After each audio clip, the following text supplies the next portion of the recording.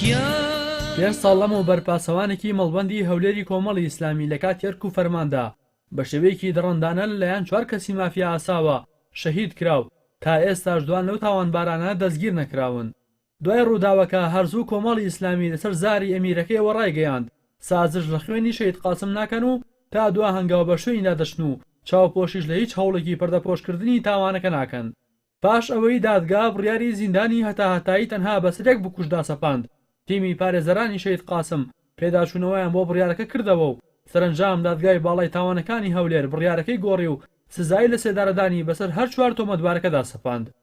ئەوەی جێگای سەرنجات تا ئێستا دوان لەو کەسانی کە بەشداری شەهیدکردنی شەهید قاسمیان کرد دەستگیر نەکراون و هەڵهاتوون. ئەمەش پرسیاری لەسەر هێزە ئەمنیەکان دروست کردووە.